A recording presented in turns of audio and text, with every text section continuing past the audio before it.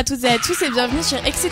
Alors aujourd'hui on se retrouve avec une équipe presque complète. Donc on a Louise, toujours là, Marie, bonjour à tous, Julie, coucou, Steve, salut, et Victor, ouais, ainsi qu'évidemment Loïc, bien sûr toujours là, et une invitée un petit peu spéciale, Emma. bonjour. Alors aujourd'hui nous avons exactement 4 chroniques je crois, donc dont une interview. Et donc nous allons commencer avec l'interview de Victor, donc l'interview d'Emma. Je te laisse la parole Victor. Merci. Alors, donc bonjour, je suis ici Victor de Etc. Je suis en présence d'Emma qui fait partie du projet de la tête dans les étoiles, le projet de MPS du coup. Donc Emma, quelles sont les activités principales du projet La tête dans les étoiles ? Alors, les activités principales du projet sont tout d'abord travailler sur les exoplanètes en partenariat avec le Collège Pierre Mendès France. Donc, on est d'abord parti donc sur ce projet-là, donc les exoplanètes, et on a ensuite dérivé sur un projet avec Galilée sur une construction de lunettes astro et construction du premier télescope qui donc a été inventé avec les différentes lentilles et tout ça. D'accord. Et du coup, vous faites ça à combien parce que ça doit être lourd après dans le programme. Alors, dans notre groupe, personnellement, nous sommes 9 et on a tous une partie différente en fait dans le projet. Plusieurs filles s'occupent d'une frise pour d'abord récolter les informations sur les différentes lunettes et télescopes inventés. Nous, on s'occupe de comment fabriquer la lunette, avec quels matériaux on pourrait la réaliser, quelles lentilles. On étudie aussi donc les lentilles convergentes, divergentes et tout ça. D'accord. Dites-moi, vous êtes, j'ai vu que vous étiez en groupe avec PMF, donc Pierre Mendès France. Pourquoi est-ce que vous faites spécialement avec le collège et pas plutôt avec d'autres personnes du lycée ? Alors, tout d'abord, c'est parce que le lycée étant très près du collège Pierre Mendès France et parce que aussi Monsieur Lardan a des contacts avec Christophe Métayer, donc un prof de physique du collège, et aussi il a des contacts avec donc Monsieur Pierry et Monsieur Redondo. Donc du coup, on fait le projet tous ensemble avec une classe de 3e volontaire. Et donc plusieurs fois, on va au collège ou eux viennent au lycée pour travailler donc sur le projet. D'accord. Mais du coup, si votre projet est important, j'imagine, comment vous faites pour diffuser les activités que vous faites du coup au collège ? Vous faites que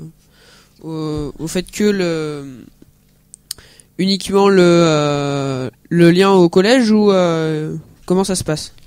Alors, on fait des choses différentes entre le collège et le lycée. Donc, avec le collège, par exemple, on a choisi des thèmes dernièrement avec des papiers et des sujets tirés. Donc, en fait, le sujet qu'on a pris au collège, c'est les 3e qui travaillent dessus et nous, on travaille sur notre projet de notre côté, en fait. Donc, le sujet tiré au collège, donc il y avait différents thèmes. J'ai tiré donc le thème de l'étoile polaire. Donc on a commencé à travailler dessus. Donc comment la trouver, sa latitude. Donc les 3e vont continuer à travailler dessus.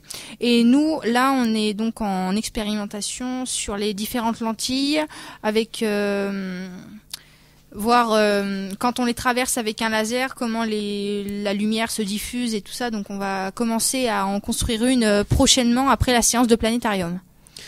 D'accord. Mais du coup, je sais pas si tu m'as déjà répondu ou quoi que ce soit. Mais du coup, d'après ce que tu m'as expliqué, vous faites des tirs au sort. Donc, je crois. Là, juste pour le sujet avec les 3e, c'était un tirage au sort. Sinon, on a choisi le thème quand on a commencé la MPS en début d'année. Ok, d'accord. Et mais du coup, c'est quoi les centres d'intérêt de tout ça? Parce qu'au final, d'accord, c'est un truc scientifique, mais Donc oui, comme tu disais, on s'intéresse beaucoup à la science et là, en l'occurrence, la partie astro. Donc on s'intéresse donc aux exoplanètes, on s'intéresse donc à Galilée, les lunettes astronomiques, les télescopes, et donc oui, ce sont les principaux centres d'intérêt. du projet. Donc vraiment, on reste dans tout ce qui est astronomie, quoi. Les étoiles, les constellations et tout ça. D'accord. Pardon, oui. Oui, d'accord. Donc, merci de nous avoir écoutés. Hein. Merci Emma d'avoir répondu à mes questions. Excusez-moi, moi j'ai une petite question. Oui. Est-ce que vous apprenez à repérer les différents signes astrologiques dans les étoiles? On en a parlé, mais on l'a pas fait. Ok, d'accord. D'accord, donc merci Emma d'avoir répondu à mes questions. Et voilà. Merci, au revoir. Très bien pour cette interview. Voilà. Merci à vous. Alors, je vous pose la question à tout le monde. Est-ce que vous avez envie d'une petite pause musicale à la fin de votre Allez, chronique ? et bien ma foi. Que diriez-vous de Pourquoi Monster pas de Skillet ? Ouais. Ok. Très bien.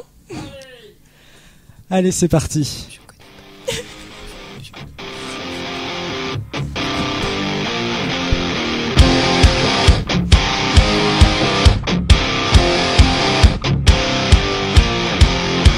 The secret side of me, I never let you see. I keep it caged, but I can't control it.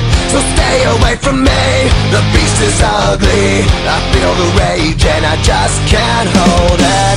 It's scratching on the walls, in the closet, in the halls. It comes awake and I can't control it. Hiding under the bed, in my body, in my head. Why won't somebody come and save me from this? Make it in. I feel it deep within, it's just beneath the skin. I must confess that I feel like a monster.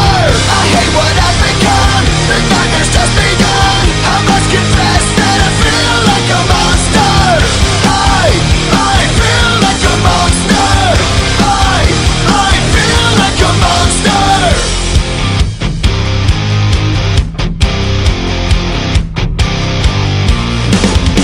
My secret side I keep hid under lock and key. I keep it caged but I can't control it. Cause if I let him out, he'll tear me up, break me down.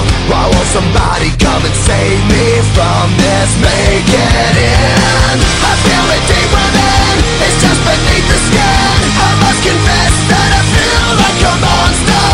I hate what I've become, the nightmare's just begun. I must confess that I feel like a monster. I feel it deep within, it's just beneath the skin. I must confess that I feel like a monster. I feel like a monster. I feel like a monster. It's hiding in the dark, its teeth are razor sharp. There's no escape for me, it wants my soul, it wants my heart. No one can hear me scream, maybe it's just a dream. Maybe it's inside of me. Stop this monster. I feel it deep within, it's just beneath the skin. I must confess that I feel like a monster. I hate what I've become, the nightmare's just begun. I must confess that I feel like a monster. I feel it deep within, it's just beneath the skin. I must confess that I feel like a monster. I gotta lose control, it's something radical. I must confess that I feel like a monster. I feel like a monster. I feel like a monster. I feel like a monster. I feel like a monster. Alors donc voilà, c'était Monster de Skillet. Et maintenant on passe à la chronique de Marie sur Gone Girl, je crois. Oui, c'est un film qui est sorti cet automne par le réalisateur de Fight Club, David Fincher. Son film Gone Girl nous laisse sans voix. Dans une petite ville du Missouri, le jour du 5e anniversaire de son mariage, Ben Affleck, dans le rôle de Nick Dunne, découvre des traces de lutte dans son salon et sa femme, Amy, reste introuvable. Il signale sa disparition à la police locale, mais rapidement, les soupçons se portent sur lui. Les enquêteurs découvrent derrière la façade du jeune couple uni une relation qui s'effritait dangereusement. À travers des flashbacks, on découvre la personnalité d'Amy, jouée par Rosamund Pike, new-yorkaise sophistiquée, mais quelque peu dérangée. Est-ce que ça vous donne envie d'aller le voir ? Moi, ça m'a l'air passionnant. Moi j'aime bien les trucs un peu glauques comme ça. On dirait un film d'enquête. Oui, c'est un peu ça. C'est un peu Enquête comme d'action, bonjour. polar. Non, pas vraiment, non, vraiment pas. Voilà, merci. Dans ce nouveau thriller, David Fincher nous donne une nouvelle vision de l'homme, de la femme, de la folie et aussi de la manipulation. Car Gone Girl est bien plus qu'un polar, c'est une étude des mœurs, une recherche presque scientifique du couple, une critique des médias qui déforment les faits réels. Au-delà de l'enquête et de ses rebondissements étonnants, c'est l'expérience effrayante de ce duo hors du commun, après quelques années de mariage, qui va nous intéresser au plus haut point, avec l'horrible manipulation de l'un des deux protagonistes. Après un début assez classique dans le genre, puis ce machiavélisme insensé que l'on va suivre, tout en prenant de plus en plus d'ampleur, avec des retournements inimaginables pour mieux nous balader, qui nous feront imaginer les hypothèses les plus folles, jusqu'à comprendre l'effroyable vérité. Cette histoire effrayante doit également sa réussite aux comédiens. David Fincher dirige son casting en main de maître, comme à son habitude. Ben Affleck est toujours aussi bon et Rosamund Pike est complètement sidérante dans ce rôle crucial. Ah oui, Ben Affleck, c'est pas l'acteur qui a joué dans Batman? Ah si, The Dark Knight, c'est un beau gosse. Ouais. En plus, moi j'ai vu le film et personnellement dedans, il joue vachement bien. Même l'actrice, ça m'a, comme tu dis Marie, c'est sidérant le rôle qu'elle a, pardon. C'est vraiment hyper bien joué et au niveau manipulation, réflexion, moi franchement j'ai adoré franchement. Moi j'ai vu la bande-annonce et c'est vrai que c'est assez étonnant de voir... Je découvre le film en même temps que ta chronique et c'est assez impressionnant de voir ce genre de personnage qu'on imagine vraiment, enfin la femme américaine Oui. Traditionnelle, j'ai envie de dire, ouais. Totalement parfaite, qu'on imagine parfaite. Et on sait bien que derrière toutes ces histoires, il y a toujours des complications, mais là les voir mises à vif et à ce point-là, c'est vrai que c'est assez impressionnant. Oui. Et puis c'est vrai que c'est un des premiers rôles de Rosamund Pike, alors qu'avant elle était souvent au second plan, à jouer des seconds rôles, et là c'est un très bon rôle qu'elle a. Bon, moi, question acteur, après je peux pas vous aider parce que les seuls noms d'acteurs que je connaisse vraiment, c'est ceux des films genre Harry Potter et Hunger Games. Donc moi j'ai une culture tellement variée, si tu veux, que je connais pas énormément les noms d'acteurs. Moi Oui, aussi. bah... Oh, excuse-moi. Non, c'était juste pour dire que moi aussi je connais presque personne en nom d'acteur. Oui, mais enfin c'est vrai que tu vas plus les reconnaître visuellement que quand on va dire leur nom comme ça. Visuellement je les reconnais, on me donne leur nom, je les reconnais pas. Et je voulais préciser aussi que je trouve que la figure féminine, et comme souvent chez Fincher, est assez fascinante, si animale et si instinctive. Dans Gone Girl, elle vit à sa manière le drame de connaître les hommes, ce qu'on connaît tous à mon avis, hein, Loïc. Je vois pas où est-ce qu'il y a un drame avec les hommes, enfin... Eh bien, tu as bien de la chance, mon cher Loïc. Hein. Tu as bien de la chance. Même si le film peut paraître assez long, 2h20 quand même, c'est pas rien, je suis restée fascinée du début à la fin. Je n'ai même pas vu le temps passer. Si tu n'as pas peur des scènes de sexe à répétition, du sang qui coule, ainsi que du déséquilibre mental, ce film est fait pour toi, auditeur. Et si tu es habitué aux films de Fincher, tu ne seras pas déçu. Car comme toujours, plus c'est joli et propre en apparence, plus c'est sale dans le fond. Comme dans Seven, il détruit les couples heureux. Comme dans Fight Club, il lapide la beauté. Et c'est sûrement ce côté glauque qui attire autant. C'est encore du grand art, digne d'un Alfred Hitchcock des temps modernes. Alors moi franchement Marie, je te félicite parce que j'ai vu le film et je trouve que ta chronique est vraiment hyper bien écrite. Ça reflète vachement le film et tout ce qu'il peut y avoir dedans, et moi je le conseille parce que psychologiquement c'est hyper tordu et c'est génial quoi. C'est spécial, hein, faut apprécier, mais comme tu l'expliquais si bien, c'est une vision d'un couple qui en apparence est parfait, mais au final c'est loin d'être le cas, et c'est tordu psychologiquement, et en même temps la fin est hyper surprenante. Moi je peux pas rester sur cette fin là et je ne dirai rien, mais c'est franchement c'est cool. C'est bien que tu dises rien puisqu'il y en a qui ont pas vu, hein, comme moi. Et d'ailleurs moi le film a l'air assez intéressant, je pense que j'irai voir, que j'irai me renseigner. Ça me fait plaisir que ce que t'as dit, ça m'a donné envie de Merci, envie de le faire. Ça me touche. D'accord. Eh bien, on va continuer avec une deuxième petite pause musicale que Victor nous a proposée. Donc c'est Only When I Sleep de The Corrs.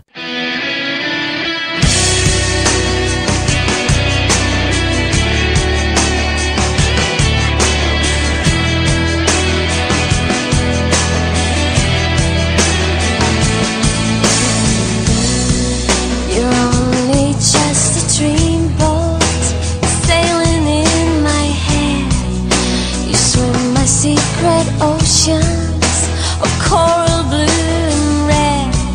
Your smell is incense burning. Your touch is silken yet. It reaches through from within, clutches at my breast. But it's only when I sleep, see you in my dreams, got me spinning round and round, turning upside down. I hear you breathe somewhere in my sleep, got me spinning round and round, turning upside down. It's only when I sleep, and when I wake from slumber, your shadows disappear. Your breath is just a sea mist surrounding my body.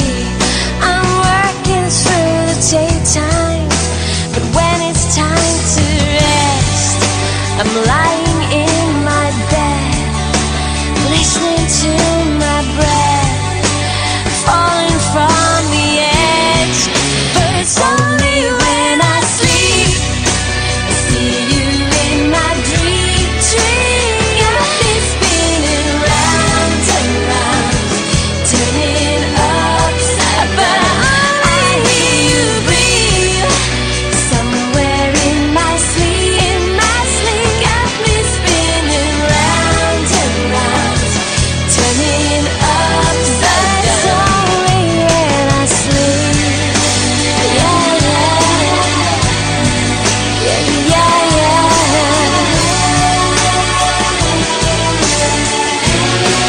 It's only when I sleep.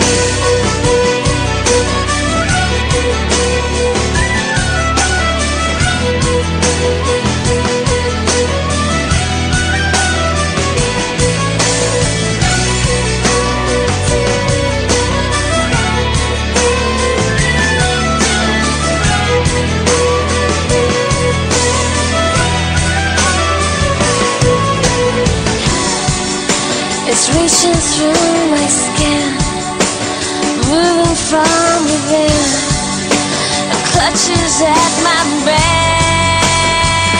Yeah. But it's only when I sleep, I see you in my dream, got me spinning round and round, turning upside down. I hear you breathe, no need to drown, no sleeping past. But it's only when I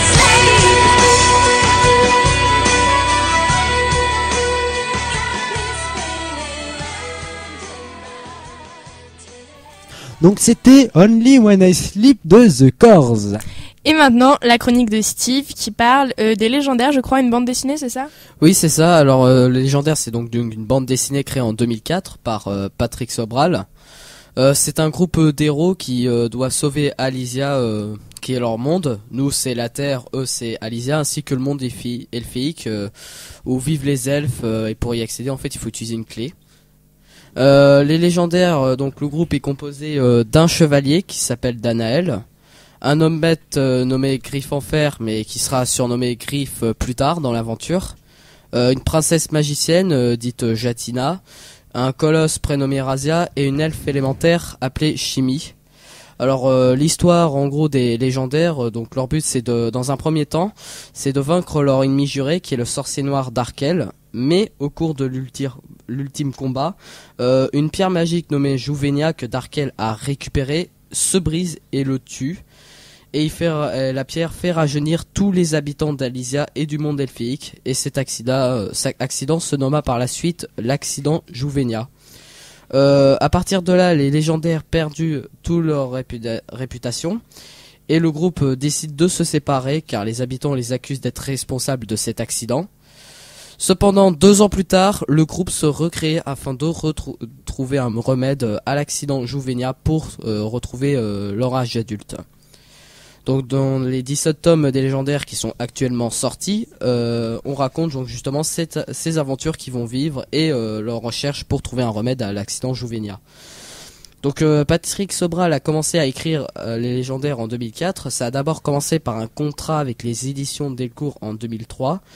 Et c'est lui seul qui fait légendaire, autrement dit c'est lui l'auteur, c'est lui le scénariste, c'est lui le dessinateur, enfin tous les rôles qu'on peut avoir lorsqu'on crée une bande dessinée. Et cette bande dessinée a aussi un côté fantasy avec beaucoup d'humour, et quand je dis beaucoup d'humour, c'est beaucoup d'humour. Ah oui, en effet, c'est tout à fait fantastique, enfin entre les chevaliers, l'autre monde, les légendaires. Voilà.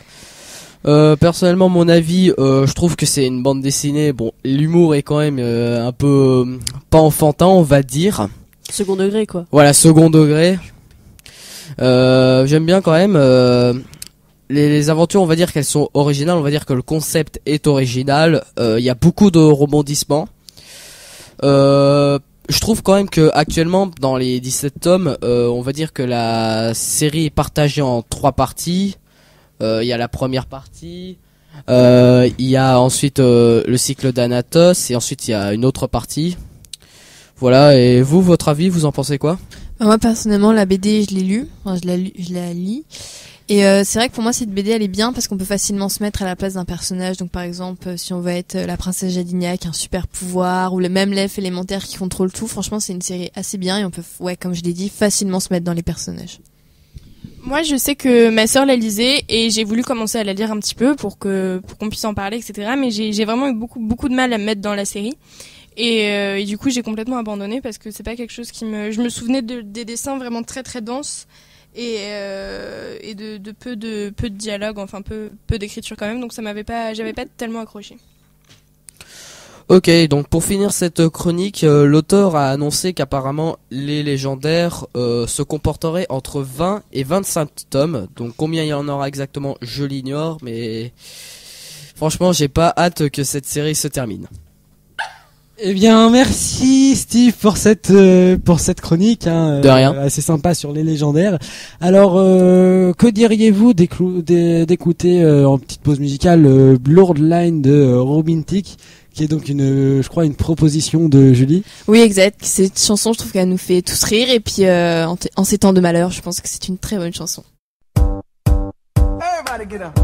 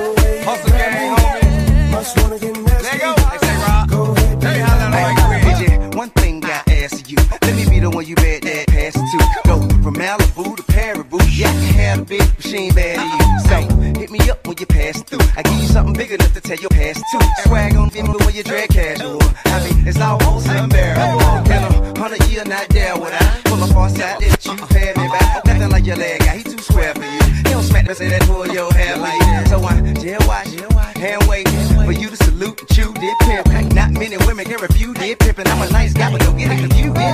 Shake it up, get down, get up. Do it like it hurt, like it hurt. What you don't like work? Hey, hey, hey, hey. Baby, can you breathe? I got this from Jamaica. It always works for me. Dakota to Decatur. No more pretending, 'cause now you're winning. Here's our beginning. I always wanted a good girl. I know you want it. I know you want it. I know you want it. Good girl. Can't let it get past me. You're far from plastic. Talking about getting blasted. Blurred lines. I know you want it. I know you want it. Oh yeah, yeah. But you're a good girl. The way you grab me, must wanna get nasty. Go ahead, get at me. Everybody get up. Everybody get up.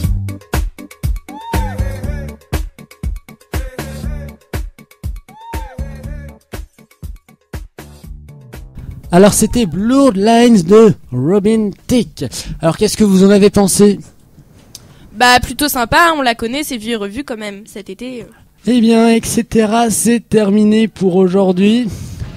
Oh non. Eh bah si, Louis. On se revoit que la Mais semaine nous- prochaine. Retrouvez-nous pour la prochaine émission dimanche prochain à 19h comme d'habitude sur Radio Collège FM 95.9. En attendant, vous pouvez nous retrouver toute la semaine bien sûr sur Twitter @etc Syntex, sur la page Facebook, l'émission etc. Sur la page YouTube sur laquelle vous pourrez retrouver des émissions en replay, hein, donc l'émission etc. Et également sur le nouveau blog excetera.tk. Et à bientôt. À la semaine prochaine. À la semaine prochaine.